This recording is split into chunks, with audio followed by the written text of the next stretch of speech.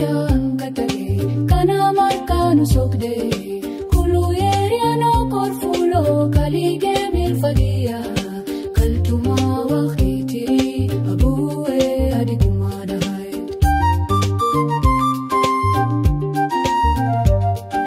kannada markaan tage kuluyerigam kade kormira wahanka arke gabarku sanomadu so kulte hade kalwa kala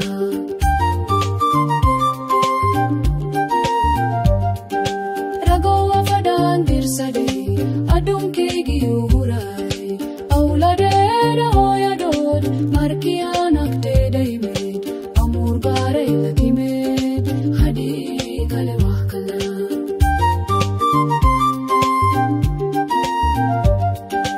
albab kamar Sordin umaydin mirayri indahan hore udige ayagali asbake hadi kalewa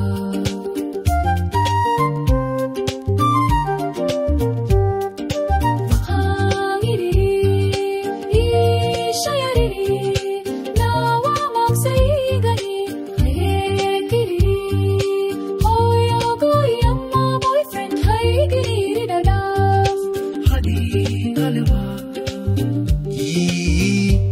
Smoran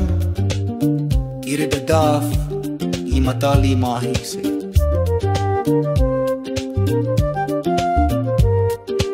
ano kakinimil kunya barudo kunturware yakteda kismayo intalagarin kannada markan kugiye kibir bat bilode indahat so kulte kaptadad mudid Kuyogadal santaloga kabe surwal keda karkaran kule tiga korutagan sida kule kalibandar anima adiga kirkamudan imatali mahiside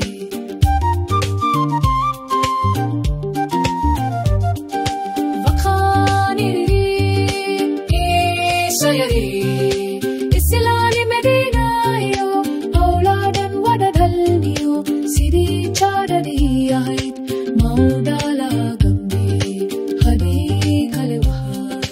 hadi anoralaha max kamadana daya raguso ayo male ashunke kodiman hawenka kamarwin hadi kalewa waheti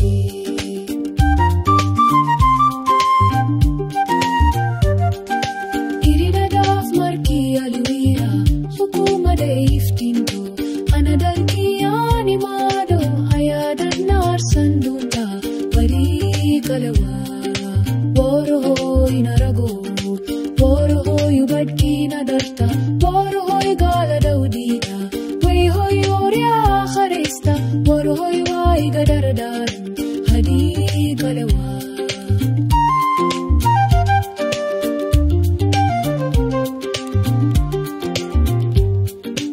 Ana ideo kaoye, ana chila kalla sikhde. Ana ubadki rajube ninki ya shahada nayo kibka galada hadin hadi kalewa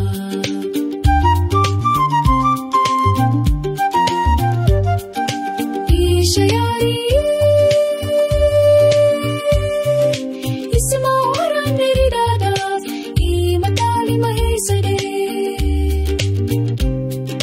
peletke na burbure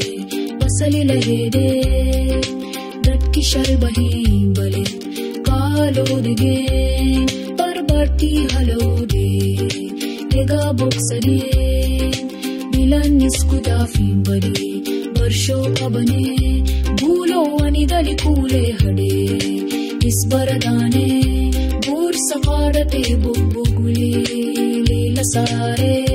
bye bye yerte tu Bachau ya hai, kisin ka kapsade